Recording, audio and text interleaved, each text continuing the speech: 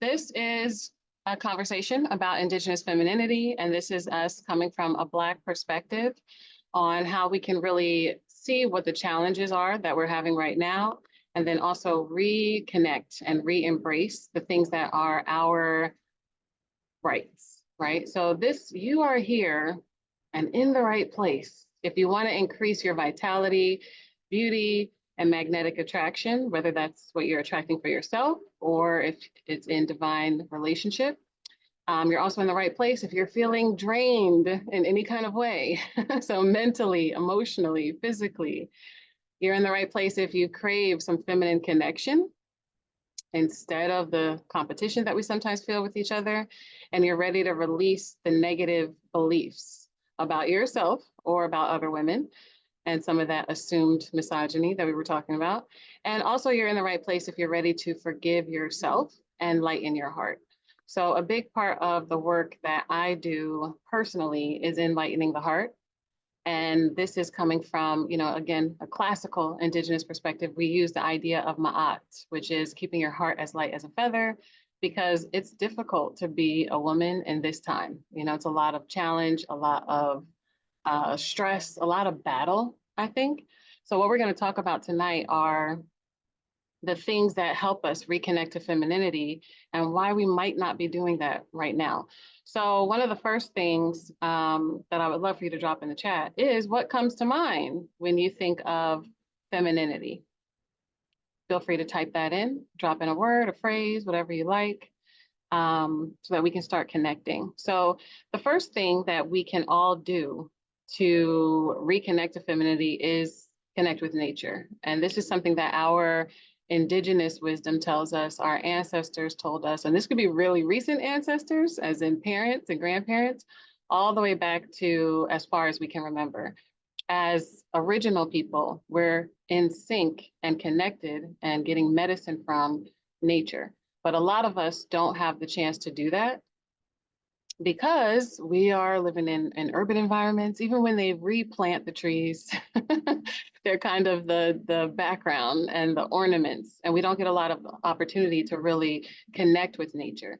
This is not good for human beings, but definitely not good for women, because we have a kind of nurturing and free-flowing range of the polarity. Being too rigid or disconnected from all of life, it often causes us stress. So this is one of the reasons why we feel fatigued mentally, physically, emotionally. It's one of the reasons why we're sick. We don't get a chance to really eat the right things. We don't get a chance to rest properly.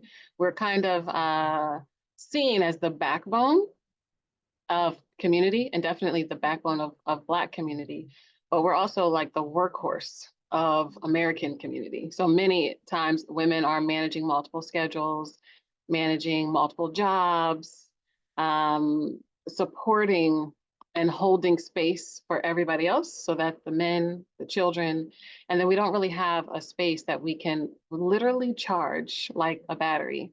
So it's so important for us to connect to nature. So I do want to know in the chat, drop a 1 if you actively are connecting with nature and you're making a point to that, because I would love for you to share that when we come off mute. And drop a 2 if you know you're not connecting to nature and you know that you should get outside, even in the winter, right? I make a point to connect with nature, even if it's virtually in some way. So listening to nature sounds and going out in nature, even in the winter. And it's definitely the thing that balances us. So connecting to nature is, and this, when I say connecting to nature, I mean completely unplugged, which is very difficult for us to do. So not taking your phone, not having earbuds in, like really just being in nature for nature's sake is so hard to do because we don't want to, someone's relying on us, right? As the women, someone might be about to call you, someone might need some help. You have to stay plugged in a way. And it's the kind of fracturing that happens when we want to do something for ourselves and want to have an experience, and then we are also on call. But I see this last comment coming through. I'm so happy that someone was out in the garden. That is perfect. One of the challenges in the overall connection of nature is that we typically understood all of the elements are inside of us. So as human beings, every element is represented, whether it's like fire being your digestive system, air being your breath, water being the blood and fluids that are in your body, and then our bones kind of really representing the groundedness and the old part of us.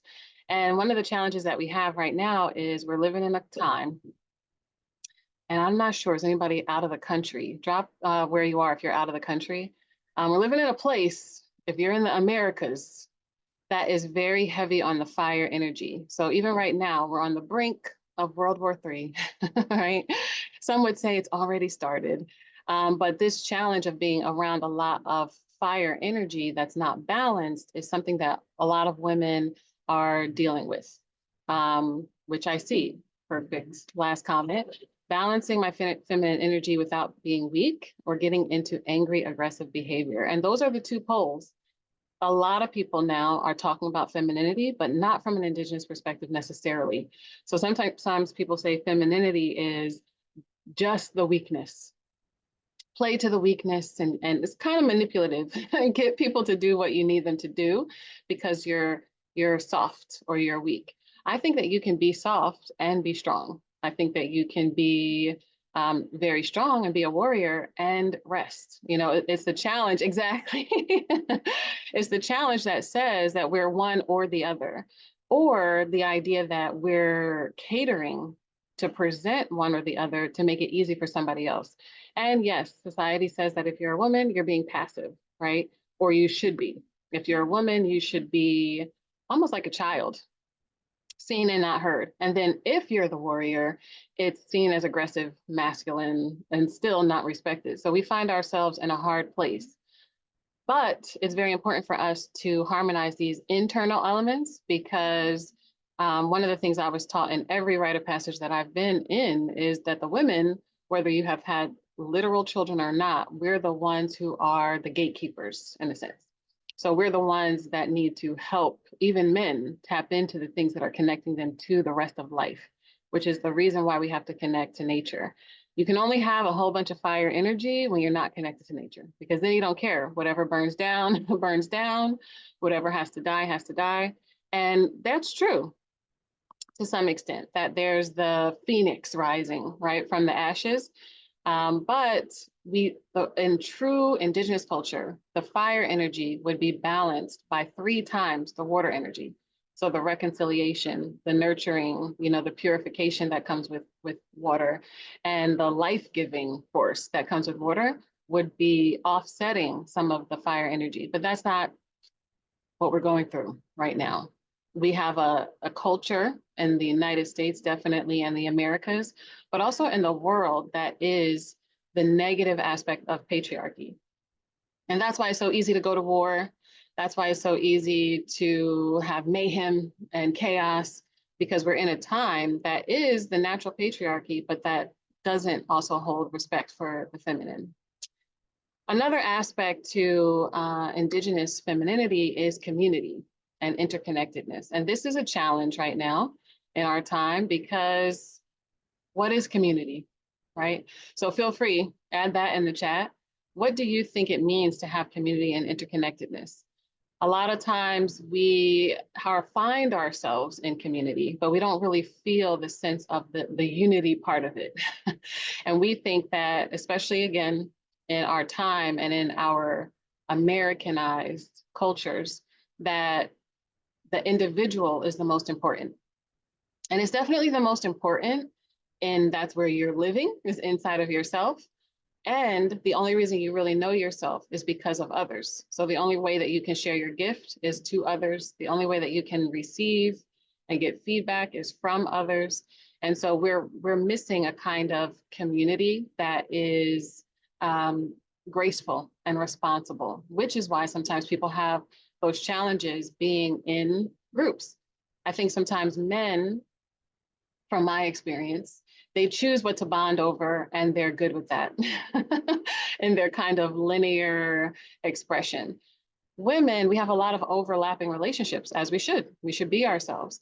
But some of that is what causes the conflict, and that we don't know really how to be ourselves and be interconnected. And we don't know how to have community and still really share our uniqueness and our gifts. And and I see this comment, community is living in a way that is unified for the same common goals. And that is extremely important. And what's important to know is what the common goal is. That when you know the common goal, you're able to go into community and be yourself and still honor everyone else who is there. And we have to know that we are interconnected.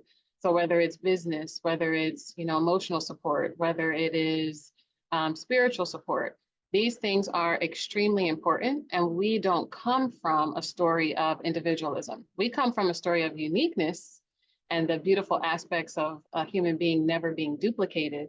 And that is always the most respected inside of the community. It's the most appreciated because this is where exactly you are kind of welcomed in community and in the interconnectedness, that whoever you are, whatever your story is, whatever perspective you have, is actually for the benefit of everyone. And so this is why there's no competition. There's everyone playing their unique position. So drop in the chat what great community you are a part of, if you found yourself in a circle. And if you haven't, drop what would be really important for you to know that you were in a great community. So I see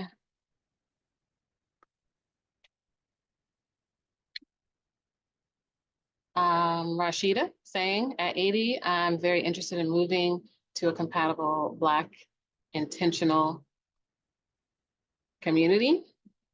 I like the plans for Sankofa Village in Arkansas, which I don't even know about Sankofa Village, but the name sounds beautiful. I also see community is having empathy and compassion to where an individual is at. That is extremely important. Support and encouragement is also extremely important because everyone is where they are, right? So even in this experience, I'm leading this part of our conversation, but we're going to come off mute and talk to each other, because wherever someone is where someone is. And there's always some benefit in sharing and gathering. This is one of the things that women know in any Indigenous culture, but definitely in Black original cultures, is that once you start sharing, you have mind expansion. So if anything that somebody says is even a kernel of truth, it adds to your being, your mind, your heart. People live on. Even sometimes when you've had one great conversation with someone, that person lives on in your memory, and you kind of take them with you as an archetype. You might remember someone from 5 years ago, 10 years ago, 20 years ago that made an impression on you that kind of gets to walk with you. So really being able to fix yourself, align yourself, and not work on somebody else is extremely important. And I think it's important for women because we're often the teachers and the guides and the mothers and the sisters and the daughters who are helping other people. And it could be why we have challenge in community, because when someone goes to help, it doesn't always feel like helping. It feels like overcorrection, or it feels like we can't be ourselves, or any of those types of things. So no problem staying in the chat if you want, whatever you prefer. And I see a sorority, and I see Qigong. I also see, I'm also a herbalist, a community herbalist. Seeking community here, but haven't found it. And what I'd like from a community is a foundation of integrity, honesty, support, and sharing. Yes, all of these are extremely great points to talk about community. Another aspect of Indigenous femininity is the idea that we're kind of the representation of sacred wisdom and intuition. And this is something that is not appreciated in this time. The gut feelings, even saying the word feeling, heaven forbid. If you say, I feel something, you can be attacked if you're not talking to women, unfortunately. So this idea of how we go to school in these modern times, how we interact with each other, can be a lot of focus on the logical, which I think is great, right? But we're looking for balance. And when we are fitting in again, or looking to conform, to get good grades, to get the relationship that we want, to get the job that we want, sometimes we're going towards what is catered to, which is the masculine. And that is, they have their own kinds of intuition, and they definitely are keepers of a kind of sacred wisdom. But what we're doing, we need to do more of, or what we could be doing, we need to do more of. And I think intuition is something that we catch on to quickly as Indigenous women. I'm sure, again, drop a one in the chat if intuition have saved you at least once in your life. Let me drop like 10 ones. And also, now drop a two. Let's see how many twos come through. Drop a two if you did not follow your intuition and it hurt you. So now let me drop 50 twos because I definitely follow my intuition. And then there have been blatant times that I went against it. And that has been to my detriment, right? So I've done some and I've done others, but what makes us kind of second guess is that we're out of the practice of following our intuition. So this is something that we have to be able to tap into, because there's a lot of kinds of knowing. And for us as the original women, sometimes we get,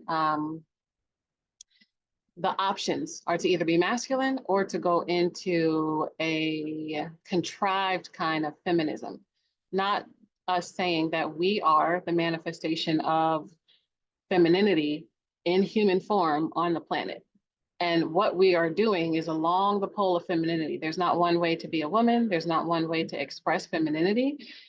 And at the same time, we have to be able to do the things that are natural to us while we function in the world that we're in. And if the world is very patriarchal, if the world is very fire energy and chaotic, there is a chaos that has to happen before order. But that chaos is the chaos of the universe, you know, the chaos of conception, all of those things that we experience and understand that then puts things into order. Sometimes that's not really respected in this time. It's almost positioned that we should have the plan first before some of the intuition, before some of the other ways of knowing. And the truth is everything, even for men, there's a thought energy that comes before all action.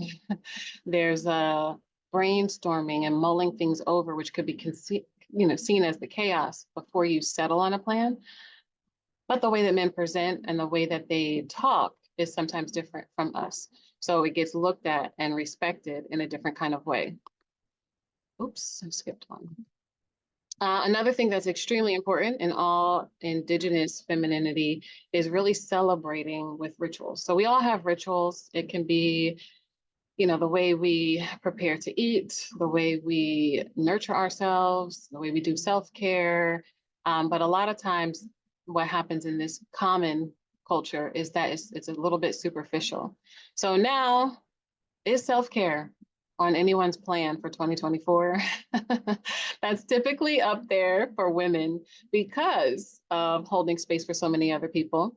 So drop what you're doing for self-care. I was doing a live video the other day on Facebook where I was talking about a conversation I had with one of my friends, where she was saying she's beyond doing self-care now, as in the physical self. She's at the soul care level, where it's really time to do something for your mind, for your emotions, and for your physical body. I think it's easy for us to do the rituals that are around the physical body because it's a reprieve. So that could be going to get your hair done, going to get a facial, going to get a massage, even if it's in the house, going to take a bath, like really being able to be on a mini sabbatical and take your hour in the bath or, you know, a nap, you know, but there's such a deep level of going into ritual, which is looking for the divine wisdom again, really being able to listen and perceive the other ways of being, which I definitely see. Like, I like this one, Skylar, walks, cooking, journaling. Those things they have a ritual element to it. And sometimes those are the things that come and go. And they're easier to do at different times of our life than others, but really being able to commit to the small things that give us the time of self-discovery, which I think is perfect. Where you're going to get something out of journaling, you're going to get something out of cooking. You know, it's not only the finished product that you're interested in the very masculine way, but it's also the journey to get to the physical product. And we know that, I think, as women, when you are cooking, it's the love, right? That extra little special ingredient that makes something taste delicious, or that sets the difference between this person's recipe and another, of, you know, another dish of the same kind. Really being able to celebrate who we are and honor those spaces of coherence, where you're going into something and then whatever happens is what happens. And that's really the journey and the experience. So what I wanted to share before we open up the dialogue a little bit is a list of some things that you can do. So even if you don't go into Akoma Queens for the journey of 10 weeks, I want everyone who's on this call to embrace their Indigenous femininity, to be more at ease and more in tune with yourself and more connected to your intuition, to nature, to whatever you hold as spirituality, because those are also the things that Black women, original women, represent. And all Indigenous women in most cultures, whoever is the original is that kind of gatekeeper to spirituality, because women represent, whether you've had children or not, the unseen a lot by having internal experiences and expressions and being more prone to spiritual things, to spiritual aspects, is typically the mother energy, the shaman energy, you know, the woman's energy that holds those things. And so we need to be able to connect to that even in these modern times.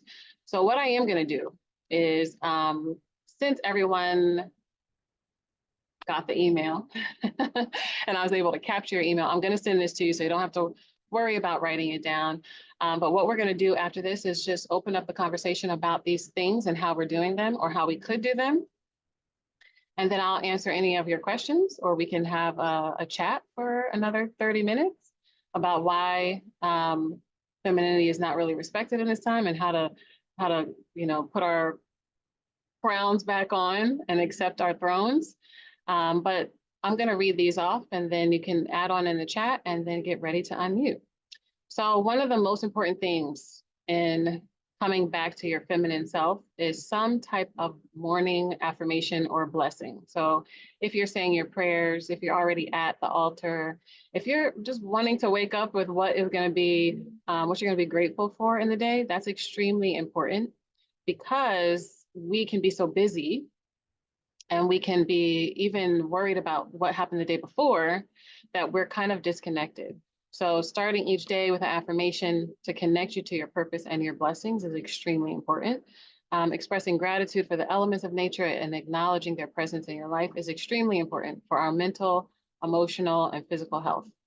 So if you don't have that as a practice, that is absolutely something that you can do that connects you to your femininity. Another thing you can do is have some kind of nature ritual. So I know a couple of people already put theirs in, but taking time to connect regularly. So whether that is a walk, whether that is gardening, whether it's just sitting outside, nature is on a frequency, and it really does help you tune your own frequency. And it's very important if you spend any amount of your time inside, right? So whether that's in the house at home, in the house at work, in the house at school, it's really important that we're not bypassing nature as a way to just get from place to place. It's important for us to look up to the sky, to notice the actual bird, animal, insect. Those things actually help you go to sleep easier. When you can absorb nature, it helps you, it really fine tunes you in a way. Another thing that you can do is cleansing baths. So feel free to drop in if you have a great bath ritual or something that you do, but really being able to do the alchemy of changing water, right? And even like we were saying about understanding what water means, getting into the bath, it is literally how you're going to clean, but also symbolically.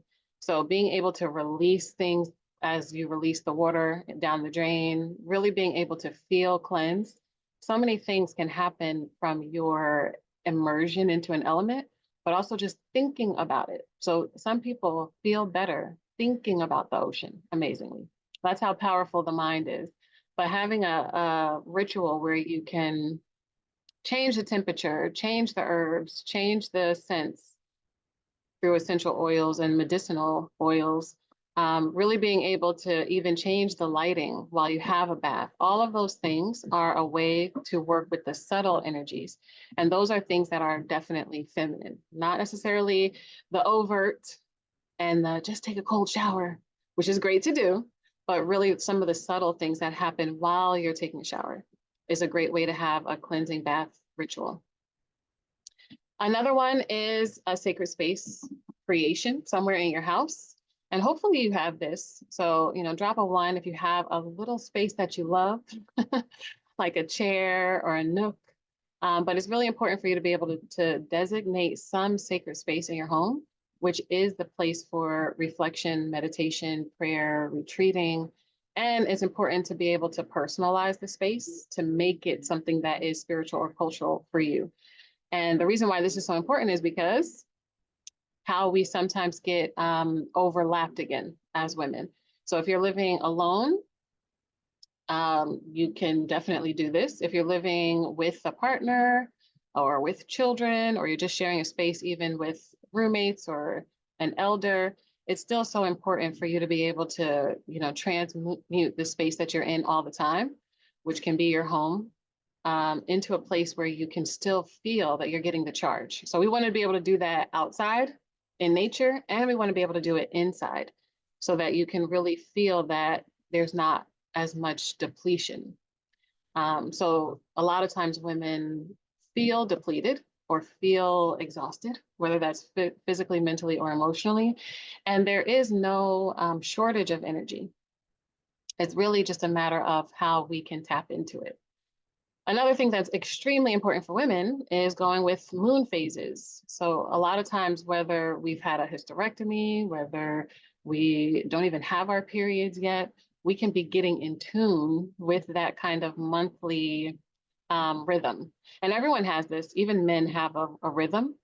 I think a lot of times women notice the rhythm more often, like at the beginning of the month or the week before my period or the week after. And even after we've gone through menopause, there's still an emotional cycle, there's still a physical cycle where we can notice that we are thinking a certain thing or feeling a certain thing. And so what's really important is for us to observe the cycles of the moon, because it's another great signal outside to us as a reminder, if we're paying attention, when is a full moon, when is a new moon, we can actually see it. But then just knowing what time it is in the month can really help us on our projects. This is January, so a lot of times people are talking about what they're going to do for the year, but the year needs to be broken down into quarters, and then the quarters need to be broken down into the month, right? And then even in the month, we need to know what's our most productive times so that we move with ease and grace and still get things done, but not with so much resistance and the fuel of only fire energy. Another thing that is extremely important is having some type of mindful eating practice, because we have to take care of our bodies, right? We have to eat well, drink well, and really be mindful about our nourishment. There's another way we're connected to nature and connected to the earth, but we need to be able to consider using the recipes that are traditional for us. So whether that's where we are in the United States or in the Americas or in the world, and then also if we find ourselves in some kind of relocated space because of colonization or, movement that we've made or some movement that has been imposed on us, it's good for us to still be able to go back to some of our cultural elements and ways of eating. So that's at the time. That is saying prayers, that is not mixing or drinking with our eating, that is using the herbs that are going to work with us as women, and then as original women. And what everybody's here for today, community and connection circles, this is something that you can absolutely do to embrace and reconnect and expand in your expression of femininity. You want to be able to either establish one, like we're doing with Akoma Queen, or join a circle so that you can share your stories, share your wisdom, be able to get support and offer support to other people, and then build the connections with women who are like-minded and that give you a sense of belonging and shared empowerment. So we have, and being the backbone, we can sometimes be the superhero or the mother, the rescuer, and not really be able to ask for support.